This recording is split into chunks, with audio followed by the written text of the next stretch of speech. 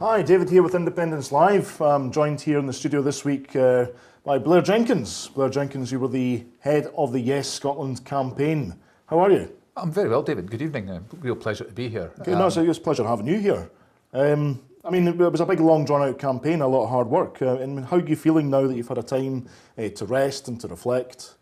I think, like most people who are part of the Yes movement, you still have that strong sense of disappointment that we couldn't quite get it over the line. We couldn't quite deliver that majority on the day. But again, I think like everyone else who's involved with the Yes movement, I take enormous pride in what we achieved. And I think that strong sense of energy and momentum that we had through the campaign is still carrying on now. So I think, while like everyone else, I'm looking back a little bit, mainly I'm looking forward. And I'm really excited by what's going to be coming down the road, I think, and by the opportunities to keep making progress towards where we want to get to. What was it like? You were the head of Yes Scotland. That must have been an enormous responsibility. You had the entire destiny of your nation on your shoulders. What did that feel like? Well, yeah, it was, and I was conscious of the responsibility and of the importance of the role, but it was always an enormous pleasure and a privilege to be doing it. And even in some of the trickier weeks of the campaign, of the referendum campaign, I never ever lost sight of that fact and never ever felt any differently than that it was just a fantastic thing to be doing, for all sorts of reasons that I'm sure we'll come on to, because you're just meeting so many great people. Apart from anything else, the starting position is it's a cause, it's an outcome that I'm very strongly committed to, and of course that's a very strong motivation. And then of course you were surrounded by really excellent people with a great team and fantastic volunteers around the country. So all these things, even in a week when you were pretty exhausted, would be energising. And would you say it was an enjoyable experience? Yeah, absolutely. I wouldn't have missed it for the world. It was a very, very enjoyable experience, and as I say, a huge privilege to have been able to do it.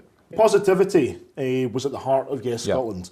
Yeah. So how effective, just in retrospect, do you think the strategy was to be entirely positive about, let's just say about 80% of the campaign was positive. There was a necessary maybe 20% focusing on negatives. Do you think that balance was correct? Has that been proven to be correct? I think so, because I think the tone and the conduct of the campaign, the way the campaign worked, is in part accounts for the way that things have developed since the referendum. Because it was so positive and because we were asking people to look ahead and imagine the kind of country they wanted, the kind of Scotland, the kind of society they wanted to be part of. And that's what got people enthused, and it's what attracted people to the campaign. And I think it's because of that experience that so many people want to keep that going. They're not willing to switch off their energy and their enthusiasm. And that's why I think all the momentum remains with the folk who were on the Yes side. Now, I think it was entirely right to be as positive as we were, and that was absolutely the right way to go. But as you point out, it was also correct. The campaign had to point out how badly let down we have been by the Westminster system, the Westminster parties, and that was an important thing to say. Was there enough attention paid to, for example, fracking? Which is, it's a technique which has been known to destroy entire environments, and yet was that made enough of during the Yes campaign? The danger of the fact that we weren't going to be able to defend ourselves politically from the granting of these new contracts to these companies. And I think it'd be fair to say, I think it was an issue that began to emerge in the course of the campaign, or to come to more prominence, and I think for obvious reasons, Scottish Green Party were quite keen to talk about that. It wasn't something, in all honesty, that was coming up to a huge extent on the doorstep. It wasn't up there in the top 10 issues that people were bringing up, or that seemed to be influencing how people were going to vote. So, the one thing I think I was certainly always very clear about from day one was the objective was to win a majority for Scottish independence, and you have to keep the messages fairly simple and be working across quite a finite sense of a series of issues to get people to that position. Okay. Would you say that was an area which was outside of the responsibility of Yes Scotland? No. I think anything you could point to and say, well, you know what, we're more likely to get the outcomes that we want and avoid the outcomes that we don't want if you're independent. All these things were perfectly valid, but there were issues which, to some extent, people thought might have developed more in the course of the campaign. and which didn't. I mean, for instance, I mean the notion of what you might do with broadcasting in an independent Scotland, which is something in which I would be interested. I'd have to be honest. Broadcasting remained a fairly minor theme of the campaign. A lot of it was around the economy. A lot of it was quite properly, and I think we can all be very proud of that, was around the whole social justice agenda, how we get a fairer Scotland, how we build a more prosperous country and look after people properly. Yeah. And the arguments around democracy and having governments which we feel are legitimate and represent our kind of values and priorities. So I think the things that came to the fore were we were on the right territory. Yeah. I mean, TTIP is now a very large issue. A transatlantic trade and initiative partnership, which essentially means that large corporations can buy into our economy, and they can't be stopped by our government, whether that's the Scottish or Westminster government. In fact, the government could be sued for loss of earnings. Yeah. This seems to be something, I mean, essentially, we were told by the no side that there was no threat to the NHS because the NHS was entirely within the jurisdiction of the Scottish Government. But TTIP is something quite different. It applies to the member state being Great Britain. Was this, I mean, seriously, was this issue dealt with properly? The fact that TTIP was such a threat to the Scottish NHS? I think, well, it certainly was out there, and I mean, people like Philippa Whitford were talking about it, from several months before the referendum. So I think health as an issue became a bigger and bigger issue as we got closer to the vote, and TTIP was part of that. But there are other things, I think, which are perfectly legitimate reasons to make health a front and centre issue as we got to later stages of the campaign. I think what happened generally in that area was, because there were people who said on the other side of the argument and in the media, well, health isn't really an issue because it's fully devolved, etc., etc. But what was coming through loud and clear from certainly health unions south of the border was just how concerned they were about what was happening to the NHS in England. And Scots living in England were contacting us to say, if people realised what was happening here, they'd be much more concerned about the prospect of remaining within the UK. So I think health became a bigger and bigger issue. In the course of the campaign, I think quite properly, it was coming up on the doorstep a lot. People concerned that the approach that was being taken to the health service in England was something that, in spite of devolution, would have an impact on health in Scotland. Indeed. Would it be fair to say that the politics of Great Britain, I mean, we're talking here about Westminster, it's far more right. There's a far more of a right-wing agenda within the Westminster system than is in line with the politics of Scotland. I think that's true. I mean, I think the way I might say it, I mean, right, left is one way of saying it. I think certainly there's a much more market-based view of life in general. So it did seem to many of us, I think, that politics in England or the evolution of the debate in England had got to a point where almost everything seemed to be up for sale. Yes. So higher education was something to be purchased, and health increasingly looked like it would be something to be purchased. And that market-driven view of life, I think, had resulted in some of the things which became big issues in the campaign. The fact that we live in such an unequal society, and the fact that you can have 0-hour contracts and people on minimum wages and so on. It was, I think, the notion that that it's okay to give people at the top of society as much money as they can possibly stuff in their pockets, and it's acceptable that at the other end there are half the population are struggling to make ends meet. I think that notion, which seems to play all right in parts of the UK, was a profoundly offensive notion to most people in Scotland. And I think even if you weren't necessarily identifying yourself as left wing, I think a large number of people in Scotland, I'd say a majority of people in Scotland, have a strong sense that we, as a society, we'd lost sight of our values, we'd allowed our society, our economy to evolve in a way that people didn't recognise or want. Now, grassroots and the peer-to-peer interaction was it was the key to how the movement spread. So, in what form does Yes Scotland need to take now? How does Yes Scotland come back, given what we've learned from the dynamics of the movement as we've seen it? I mean, which areas do we need to improve on? Was Yes Scotland a little bit too top-down? Was it a little bit too middle of the road? No, I mean, I think we were profoundly horizontal in nature. I mean, we definitely, I think we were not a command and control campaign. I mean, one of the things we did quite early on was I think we began within Yes Scotland to describe the whole Yes enterprise as a movement rather than a campaign pretty early on, because that's where we saw ourselves and where we were trying to get to.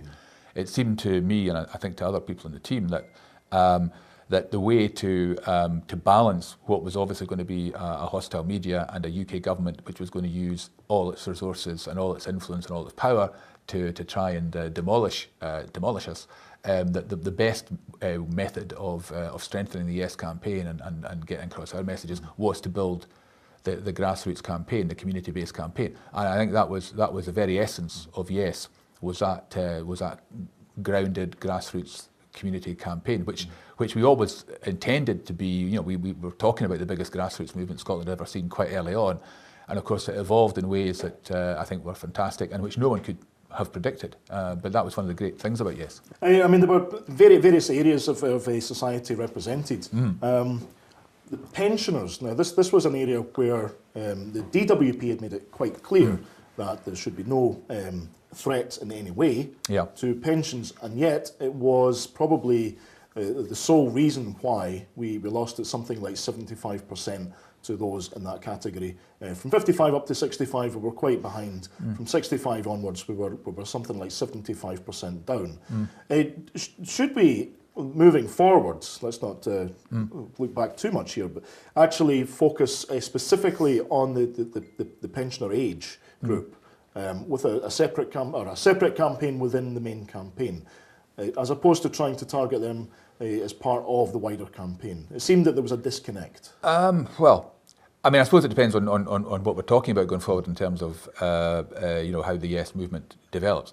There are a number of things to say. One is, I mean, and it's an obvious point, but it's worth making anyway. A lot of the very best advocates we had for Yes and the most active and engaged people around the country who were part of the Yes campaign were people in the more senior age groups. So we had some of the most fantastic people in Yes were in that age category. I think the pensions issue was an interesting one because, in a way, I mean, the Scottish Government could not have done more, I think, to reassure people. I mean, the whole argument around triple lock on the pension, that pensions we guaranteed, as you said, there was a guarantee from DWP that pensions would be paid. You could argue, and I would argue, the UK Government had made a real mess of the UK pension system, both the state pension and indeed what was done to private sector pension schemes. So it seems somehow unfair that the Scottish Independence Campaign should be on the defensive on pensions, where the UK has just about the worst state pension in Europe. But there is no doubt, I think, that there was a deliberate campaign to try to intimidate older people and to try and make them feel that their lives, their income would be less secure. And that had some effect. I don't think it was the only reason. I think an older generation were probably, I think, perhaps had experience of the UK at a different time from younger people, and when arguably you might say the UK worked better, or there certainly was a stronger sense of Britishness or something. So these were all factors. But the truth about Yes was that we essentially, while we targeted some messages at some parts of the population, we always knew we had to get every vote wherever we could get it. So we were actually trying very hard in all parts of the population, by age, gender, geography, to get votes wherever we could get them. Okay. The economic argument, essentially, it shouldn't have been beyond any doubt whatsoever that Scotland had a new possibility to reshape the economy more appropriately to our needs and to be prosperous within the, with immediate effect, essentially. But the economic argument seemed not to carry far enough. I mean, what was the psychology there? Well, I think it was always going to be a very important thing because from the starting position in the middle of 2012, when the campaign launched, I wasn't involved just at the moment when it launched, but I got on board fairly shortly afterwards, a couple of months after the launch. It was clearly going to be very central to people who were not yet convinced or who weren't sure that they would want to support the notion of independence. Feeling that the economy would be okay was obviously very important to them. So a lot of time, I mean, you could say that it's probably the area we spent most time on was giving people the truth, the honest messages about how strong, resilient, diverse the Scottish economy is. And the most you could say to people, because you couldn't guarantee anything about the future, nor could the other side guarantee anything about the future, what you could say was, at the point at which we become independent, we will be one of the top 20 economies in the world. We will be a very prosperous country. We can be confident in that. I think it was clearly quite a big and deliberate part of the No campaign strategy, was to make people as insecure as they possibly could about the current and potential future health of the Scottish economy. And I think one of the main ways in which they did that was that they would take perhaps a corporation and their view, and when in fact a corporation is not there for the benefit of the people, a corporation is there purely for the benefit of the shareholders. And it's probably fair to say as well that they were more in favour of the British system because it's a system which is designed very well to keep the people at the top as rich as possible whilst everyone else supports them. What's that argument? I mean, really, that argument, I don't know if it was made strongly enough, that corporations are not your friends. Small and medium-sized enterprises are the ones which actually employ people and they're there for the social good. I think that is a point of view. Bearing in mind that the campaign had to be a broad campaign and a big tent campaign, I don't think launching a head-on assault on, if you like, the notion of private enterprise or big companies would necessarily be a good idea. What I don't think happened in the campaign was, I don't think there was enough journalistic scrutiny of why individual companies might be saying certain things and what the agenda there might be. I mean, there's no doubt, for instance, I'm in no doubt at all that the reason that the three Westminster parties came together in that highly choreographed way to say that under no circumstances would there be a currency union, one of the main reasons for doing that was to bring into play some companies who would not have got involved on the straight yes-no independence question, who didn't want to be seen to be stepping into a political debate or interfering in a democratic process, but who were able to come in and comment on how life would be difficult for them in Scotland if there were not to be the pound sterling being used, and if that was being ruled out, then they had concerns. So it legitimised for a number of corporations who were coming up to the reporting season where they were doing their financial reporting. They were then able, in fact, in some senses, to be fair, in some senses obliged to mention in their list of risks that currency, that the risk of Scotland not being in a sterling zone or not being part of a formal currency union was a material risk to their business. And that was one of the reasons, clearly, for the Westminster parties playing that particular card. Okay. Would you support a separate Scottish currency? I think that the case that was made for a formal currency union during the referendum was the right case to make. I mean, when this debate comes up again, and I think it will, I believe there will be another independence referendum. Who knows when, but I think there will be, and I don't think it will be, many years away. I think the debate around currency will probably have shifted because who knows, will the UK still be in the European Union or not, which might affect people's views on the euro. But the dynamics of different currencies will have shifted. And the case that was made for being part of a formal currency union this time around, which I think on balance was the right one, although it was a challenging case to make, but I think it was the right case. I think by the time you get to the next referendum, whenever that is, it may be that there's a different solution proposed, a different option proposed, because things will have shifted. Yeah. So recently on Scottish television, you did mention that you weren't sure that the media, or the BBC in fact, were biased.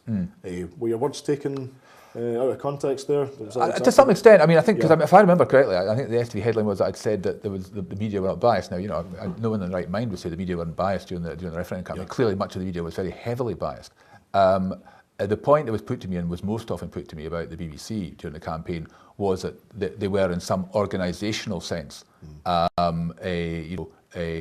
lined up against us. And that this was whether stated or implied, there was an organisational imperative to do down the Yes campaign. I would find that hard to, I would probably find it impossible to prove. I also don't think it reflected the experience that we had with every programme and every presenter and every interviewer and every reporter, some of whom were doing their jobs perfectly properly. There were individual items, individual programmes and individual journalists who did cause us concern, who we did complain about, and where we did get things changed. So I think we have to be careful. I think you can I think criticise, and I would probably agree should criticise particular points in the campaign and the way in particular things were done. But I just think you have to be slightly careful about making a sweeping general assertion, which we might find hard to sustain. Indeed, that's why I'm going to bring up Professor John Robertson's work, which Professor John Robertson is a professor of media politics at the University of the West of Scotland. And his research around the referendum debates looked at the relationship between power and media. So it was a year-long study published in February 14. So February of this year, and plenty of time ahead of the conclusion of the referendum. It was published in Newsnet Scotland, but it was ignored by the mainstream media. The mainstream media did not want to know about this. Well, the BBC, in fact, actually complained about the report. It actually complained to the university. That's right. I mean, the BBC as well, I mean, there were a series of complaints made against them on bias, which they weren't even going to release numbers on when asked. I mean, how do we look at the performance of the BBC here? I mean, this is not the state public broadcaster, sorry, that we're all... I spoke to John at the time his research appeared, and he'd done a year's analysis of the early evening news programmes on BBC One and STV. And I think at that time his view was that he published that early because he thought there were things in there that were cause for concern, and was then going to do a year 2 study to see if it was the same. I'm not sure whether or not he's done the year 2 study or not. I think in the end, to be fair, I mean, John would confirm this, I think Newsnight Scotland may have done something on his report. I think there was one BBC programme I think did pick it up and do it, but it didn't get, you could quite fairly argue, I think, it didn't get as much attention as it merited or as he would have wished. What I think would be good to do now, and I suspect given he'd nailed his colours to the mast quite as much as he has now, I think John probably isn't the guy to do it, but I think what would be really good for all concerned would be an independent academic study of the BBC's coverage of the referendum campaign as a whole. I think that would be good for the BBC because I do think they have a job to do in terms of rebuilding trust with people in Scotland.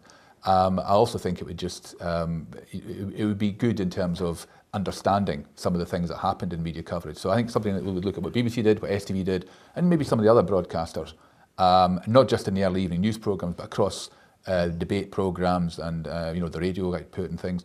I think that would be a valuable exercise. I think the BBC got a lot of things wrong. I don't think they came out of the referendum terribly well. But I think those of us on the yes side just have to be a wee bit precise, and when we're complaining about things, the scope is there, of course, for the BBC has a formal complaint system, and if anyone from any part of the movement wants to initiate a formal complaint under that system, it will be looked at. So that scope still exists if there are particular items that people want to complain about.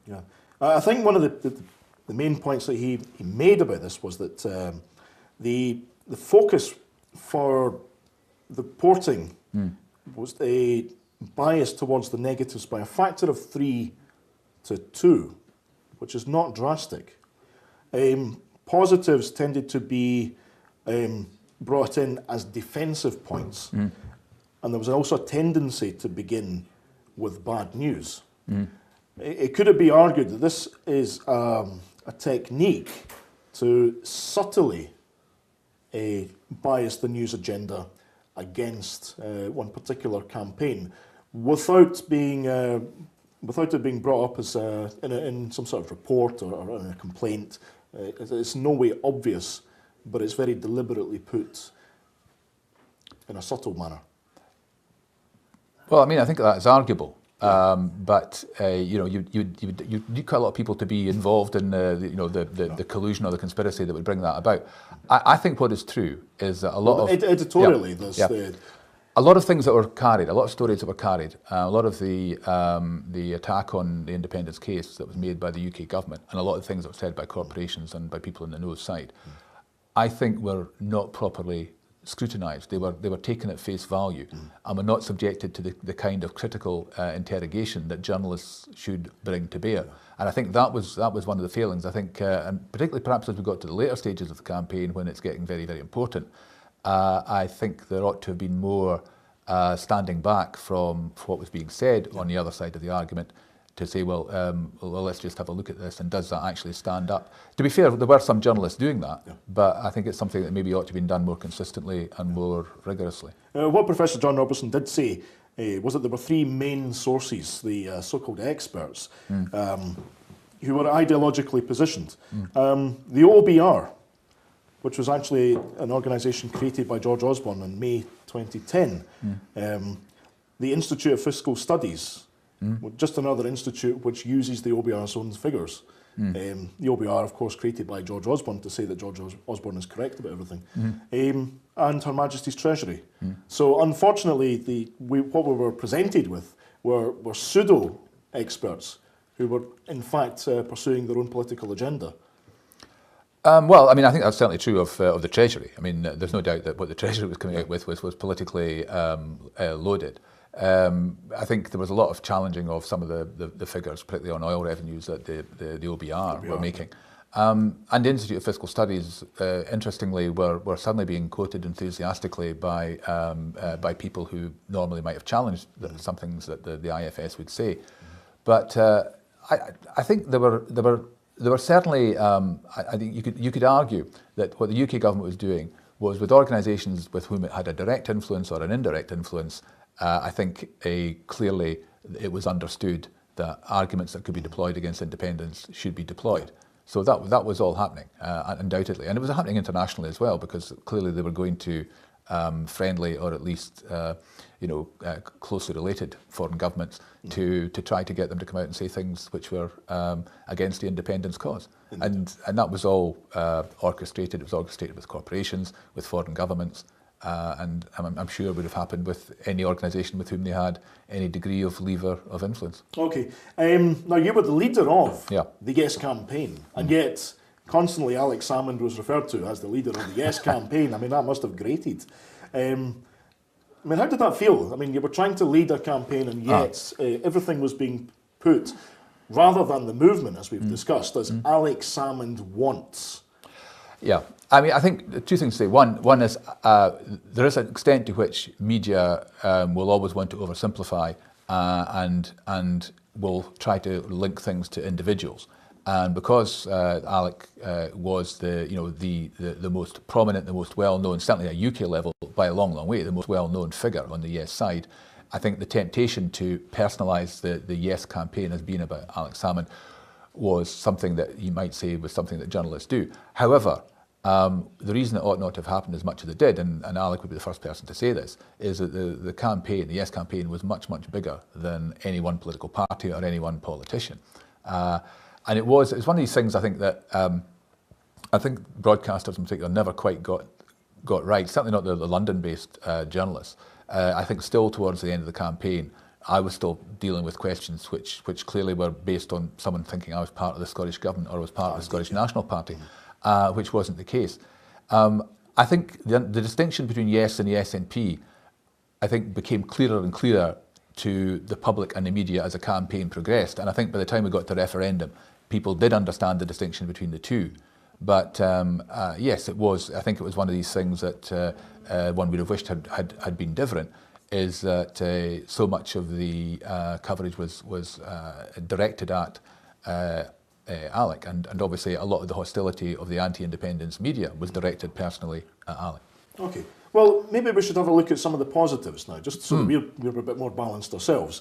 There must have been positives in the media. I mean, we had the Sunday Herald, which did support Scottish independence. I think the Sun at times were reasonably balanced, although they didn't take a particular position. There were positives to take from. I mean, what were the? Well, I mean, I think the first thing to say is, because we've spent quite a lot of time now talking about the media. I mean, I think the essence of the Yes campaign was not what happened in the media. It was what happened on the ground and around the country. And I think that was what was the real strength and fantastic thing about the Yes campaign. The strength of the grassroots movement is linked to, I think, the fact that we were miles ahead on social media, and the combination of those two things was very powerful. In terms of the press, just to deal with that point, David. It was a big moment and a very encouraging moment when the Sunday Herald declared in favour of the Yes campaign. I think that was a courageous and good thing for them to do. I thought they would. They moved earlier than we thought, and that was a helpful thing. Other newspapers, some were trying, I think, to do justice to the Yes cause, whether that was because of they thought it was editorially the proper thing to do, or whether they thought it was commercially the sensible thing to do, given that they knew a large part of their readership would be voting yes. For whatever reason, I think there were some titles which were trying to reflect the debate, and equally there were some titles which just weren't interested in reflecting the nature of the debate or the balance of the debate at all, and who were essentially just working as more full-on propaganda outlets for the No campaign. But that's an unregulated and free part of the media, and if that's what they want to do, they're entitled to do it. Indeed. Okay. Well, moving on. You must have met so many wonderful people during the campaign. I mean, there were various different groups. There wasn't just Yes Scotland itself. There was Women for Independence. We had Generation Yes with all the young people. I mean, just tell us about some of the people that you've encountered. I mean, these people are going to play a role in how we go forward as well. Well, definitely. I mean, I think one of the things you're talking earlier about the extent to which it had been apart from being a big job, it was an enjoyable job. And one of the things that made it so incredibly enjoyable was meeting so many fantastic people around the country. I mean, the people who are working locally for Yes, people who are working voluntarily and giving up vast amounts of time, some of whom are just an absolute inspiration, and you took great energy from them.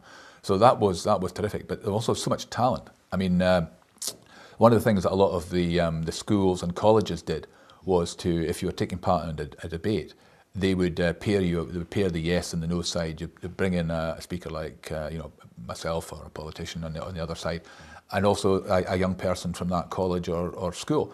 And in terms of, as a talent spotting exercise, there were so many fantastic speakers for Yes in the course of the last 2 years, some of whom I know will now go on and become the next generation of Scottish political talent, and I think we're going to be very well served by those people.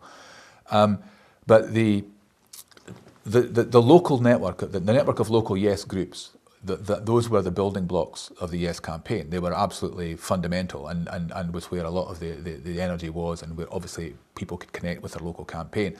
And then the fact that it genuinely did become a national movement with lots of autonomous and self-organising groups setting up just gave us tremendous strength. So at the end of the day, I always intended from the beginning that Yes ought not to look or sound like a political party, because the whole pitch was correctly that this was not about political parties. This was about the future of the country, what you wanted for your country. So as often as we could, we were fielding people, putting people into broadcast studios and onto public platforms who were not politicians. And that, I think, was an important part of it. We had great politicians on the Yes side, but it was very important that we weren't just seen as a party political type campaign, and we were seen as a national movement. So, I mean, groups like Women for Indie, Radical Independence, Generation Yes, Business for Scotland, you could run through quite a few. Some of whom were in existence before the official Yes Scotland campaign, and always intended to exist after the referendum. Business for Scotland, Women for Independence, National Collective, part of their plan was always that they were going to be around for the long term. They weren't just there, although they're a big part of the referendum campaign, they were there to carry on, and they had an agenda and a purpose and a mission which went beyond the life of the referendum. Yeah, so we got a bright new future for Yes Scotland, for how we... I think so. I mean, maintain this movement. Well, yeah, definitely, and I mean, there's no doubt. I mean, that all the energy and ideas during the campaign were on the Yes side, and that's what we've seen in the weeks since the referendum. It continues to be the case that all the energy, all the ideas, all the intellectual and emotional momentum is on the Yes side. The other thing I think that was very striking about the Yes campaign, I mean, having had so many conversations with so many people, and I've had hundreds of people in contact with me since the referendum, people found it a very uplifting thing. Yeah. They loved being part of a community, they loved being part of something bigger, they loved the whole buzz from it, making a lot of friends and everything like that. Mm-hmm. But the other great quality I thought the movement had was, the polls weren't great for us in 2012 and 2013. And the great thing I think that the Yes movement had, and it's a continuing strength, is that perseverance. People didn't get downhearted in 2013 when the polls were proving quite stubborn. I mean, I knew they would move as we got closer to the campaign, the end of the campaign, they got closer to the referendum. But, it's quite hard to keep saying that to people as you're going through 2013 and they're not moving all that much. But the great thing was people's heads never went down. People stayed very committed. We kept growing. They could see that organisationally we were growing, the movement was growing. And I think that sense of perseverance and that very strong sense of purpose and direction is still there. and that's what's going to be a great asset going forward. Well, arguably we're stronger now than we think were during the campaign. So I think that's true. I think that's true. Yeah, remember, you can send your questions in. We'll ask Blair. We do have questions here. What are Blair's thoughts on the Radical Independence campaign? I liked the Radical Independence campaign. I mean, I've spoken on platforms with a lot of people, mainly young folk from Radical Indie, some smashing people. They brought a lot of passion and energy into the campaign. I think the work they did in terms of canvassing and organising mass canvassing was very valuable as well. I know, I mean, lots of other groups doing it too, but I think Radical Indie were in there early, and they provided some of the leading lights of the campaign. Okay, Brian would like to ask, why did Yes Scotland not answer point by point the negative questions? Okay. Well, I would think we did. I mean, I think, to be honest, we answer things pretty comprehensively. Whether or not we could get people to run those comprehensive rebuttals was slightly trickier.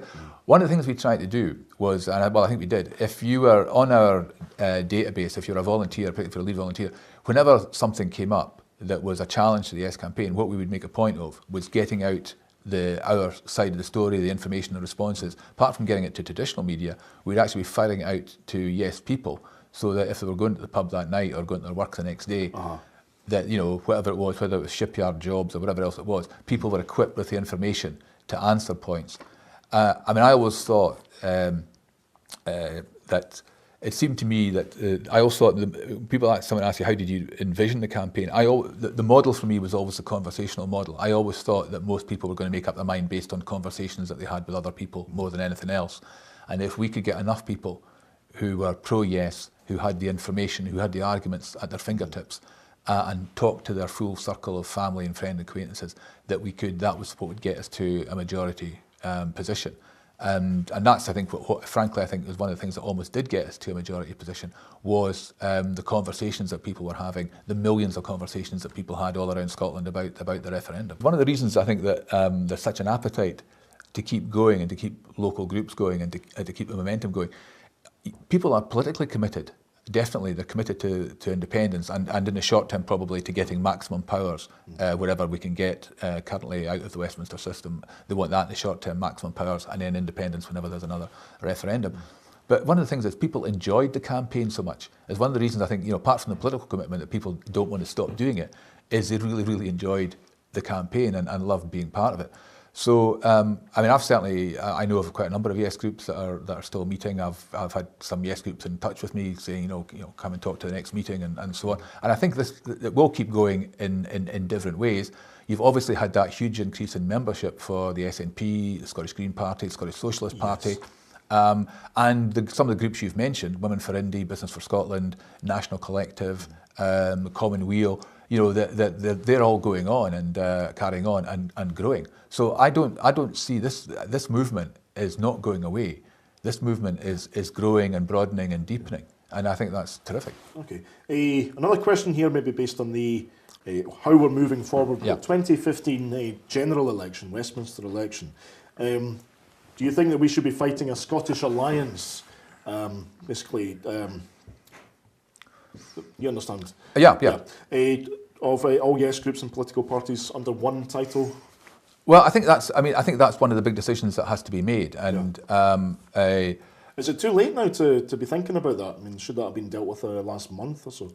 No, I don't think so. I mean, because I think this is primarily, it seems to me, this will mainly depend upon the views of the three parties who were the main parties supporting Yes. So this will be partly to do with what the SNP decides it wants to do about 2015, Scottish Green Party and the SSP. Do they wish to fight it as in some way as a continuing alliance, whatever you call it? You might not want to use the word Yes, I don't know.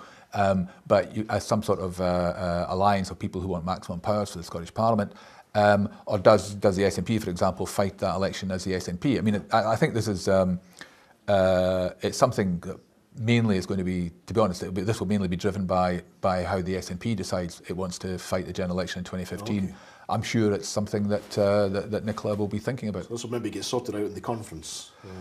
I mean, yeah, I think so. I mean, it's. I think it will be largely down to, to the new leader of the Scottish National Party, the new First Minister.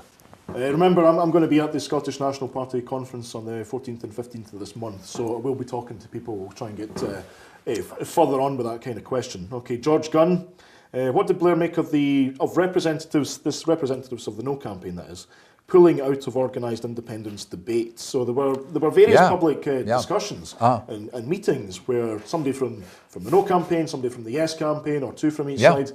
And yet, time and time again, and we experienced it as Independence Live, the people from the No campaign would pull out at the last minute and refuse to debate things publicly. I know anyone would think they didn't want the debate. Well, that's... no, it's true. I mean, it happened to me several times. I remember earlier this year, I was talking to, there was a conference in a big hotel just outside Glasgow of senior finance officers from the Scottish public sector, quite a few hundred of them. And I was asked to come and take part in a debate at this event, and agreed. And at the point at which I was agreed, we were told it would either be Alistair Darling or Joanne Lamont would be there for the other side. Right. And somebody on the team checked the day before the event and said, who was it going to be? And at that stage they said, we still don't really know. And when I went along to the event on the day, there was literally no one turned up from the other side. So this event, which was supposed to be being, where the representative from No was supposed to be at a very senior level, no one showed at all. And I was asked, are you happy just to talk to the conference on your own? And I said, well, yeah, of course. And you're right, it was happening around the country that it seemed to be difficult for the No campaign to put people up, whether it was just a difficulty in finding people or a reluctance to debate. We were never sure, but it also happened. I mean, I can think of broadcasting occasions as well when broadcasters had to not run items that they were talking about or were planning to run because they couldn't get anyone in from the other side, and they were never willing to empty chair. I can think of a couple of times where right up until the very last minute, they couldn't tell me who was coming on from the other side, and then it'd be someone would be rushed into the studio or on a telephone line or something. It seemed to be a deliberate campaign tactic, actually, to not engage. I think that's probably to true. Not be exposed publicly. Well, whatever the motivation, I mean, there's no doubt that, and lots of people found this, that there was definitely a reluctance to debate, and on occasion a real difficulty. It seemed they had a real difficulty in finding people willing to debate. The other thing that was very noticeable, and it's a big difference between the two campaigns, was that the No campaign consisted almost entirely of the politicians from the three parties which constituted that campaign. In 2 years, in more than 2 years, I cannot think of being on a platform or in a broadcasting studio up against someone who wasn't a career politician. Yeah. That was the way they were constituted, and I don't think, in all honesty, that they ever thought that they needed to or wished to create the kind of grassroots campaign that the Yes movement created. Indeed. Yeah, so there's a definite difference between the two. Should there have been more factual scrutiny of No camp claims in the media? Do you regret Yes Scotland disassociating from Wings Over Scotland? Is that the same question? Or it is the same question. Did Yes Scotland officially disassociate from Wings Over Scotland? No, I mean, no, Radical Independence did. The other reasons. I mean, we didn't link to Wings off the main Yes Scotland site, and that, Okay. and I mean, I think I haven't criticised what Wings Scotland did because I think sometimes Stuart Campbell was doing some very good things. There were points at which he was taking a view or taking an approach, which, as the official campaign, we couldn't endorse. Yeah. But there's no doubt he was reaching a lot of people, and some of his work was widely picked up. Okay, well, let's have a look at here. Bella Caledonia. Now, Bella Caledonia's article today, All Roads Lead Back to Independence by Irvin Welsh. What did you make of it? Well, it's a very well written piece, as you'd expect from Irvin Welsh. As I recall it, and I wouldn't be remembering in all its detail, his essential argument was that independence is an idea whose time has come, and that the direction of travel will be towards independence, because any debate that comes up in Scotland now will be seen in that respect, will be seen through that lens. Yeah. And I think he's right about that. I think if I remember correctly, he pointed particularly to if there is an EU referendum in out for the UK in 2017, that will be very much be linked in Scotland to the debate about whether or not we should be an independent country. And I mean, I think Irvin Welsh is right about that. So, the thing is, I mean, a number of politicians have said since September 18, even politicians on the other side, Scotland has changed forever. And I think that's right. I think Scotland has changed forever. And you now have a much more politically educated population, as some people have said. I mean, one of the things we had to do over 2 years, and I think we're successful in doing, was actually trying to explain the concept of independence to people, what you can do with the powers of an independent country. So, if you look at where we are now, I think with Nicola Sturgeon coming in as First Minister and as leader of the Scottish National Party, she has a much stronger starting position than anyone would have had previously. To have a starting position of a 45% base support for Yes, and all the energy and enthusiasm that's around, I think that augurs very well for the future. And as Ronald Reagan famously said, if you're explaining, you're losing. So that's probably a positive for Nicola, because we're now at a point where we've built the foundation to take the movement forward. I think she's got a very strong platform on which to build, and she's someone for whom I have a very high regard. I think she will make full use of the platform she has, and I'm very confident about that. Okay, Wings Over Scotland have released this evening a panel-based poll, saying Labour's twilight. A poll with of 1,000 individual people. Puts the SNP on 45%. Again, it's that number 45. Labour on 28. So not quite as high as the earlier Murray poll. We had 52 for the SNP, 23 for Labour. So we've now got the SNP 45, Labour on 28, but the trend is there. There's a massive slice of the pie for the SNP. Do you think that we're really looking at a turnover when we go to the polls in 2015? Well, I mean, a lot can happen in 6 months. Too much to read into these individual figures. Well, what you have to say, I mean, the first thing you have to say is that if that's a panel-based poll, that then is three different polling companies have now come back with polls which suggest that Westminster voting intentions are in a place that they have never ever been before. Indeed, yeah. I mean, you're right. One of the three was more spectacular than the other two, but they're all in the kind of territory that I'm sure the Labour Party didn't expect to find themselves in at this stage of the game, and I'm sure, frankly, the Scottish National Party didn't expect to find themselves in it either. I think it tells you everything about... this is definitely linked to the referendum campaign. I know lots and lots of people in the Labour Party who were hugely disappointed by and felt quite distant from the No campaign, which is why there is no energy, I think, around the Labour Party now. So many of them didn't want to be part of that campaign.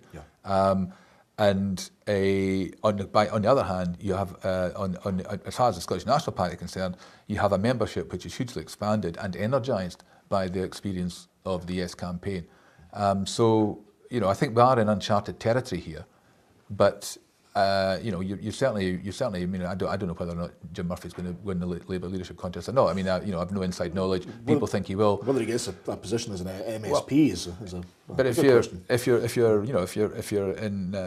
sitting in Nicola Sturgeon's place right now, you certainly have fewer problems coming down the track than if you're sitting in Jim Murphy's place. Okay, just to round things off, can you tell us what your highlight of the entire campaign was? What was the best bit? There were tons. There were some really great points, and I loved it all. I mean, I think my particular high point probably was the Saturday before the referendum. Buchanan Street. Funny, Buchanan Street was marvellous, but actually a smaller event, but which was actually a terrific event, was I was in, among a number of places I was on that Saturday, I was in Rutherglen, and on Rutherglen Main Street, there were Yes supporters lining both sides of the High Street in Rutherglen, the Main Street in Rutherglen. There was a samba band performing. Samba Yabamba. Yes, I think yes, that's right. That samba band, and also Big Chris Law was there with the spirit of independence. Yeah. And there was just such a fantastic atmosphere, and there had been an attempt to set up a small no stall on the main street there. And the local MSP we saw, who I think checked in with base and said, look, there's only a dozen of us here. The telly's about to arrive. Yeah. There's hundreds of Yes people. They left very quickly. Brilliant. But it was just a great event. It had all the things that I liked about the Yes campaign. It had colour. It had music. It had humour. People were just being very, very, friendly and courteous, and getting a great response from the folk in the town. Yeah. And on that note as well, the Buchanan Street event it was just the most wonderful family atmosphere. There was just music playing and the sun was shining. It was just a beautiful, warm, sunny day in late September. It was absolutely fantastic. Okay, if you go to our website, independencelive.net, you'll see all the things that are coming up. We've got the Scottish National Party Conference on the 14th and the 15th of this month. We're also going to be doing the Radical Independence on the 28th. We do have more things, but they're going to be announced sort of more towards the time. You know what we're like. We would ask, if you can give £1 a month, please do, please do. Thanks very much for all the donations that we've received so far. We're going to be showing you all the things that we do with the funds that we've received. It's going to allow us to bring you more of this kind of high quality material. Okay, the things that the mainstream media are not going to do for you. Okay, so Blair Jenkins, thanks very much for tonight. Thank you very much for watching. Independencelive.net. Stay tuned for more. Thank you. Thanks, David. Peace.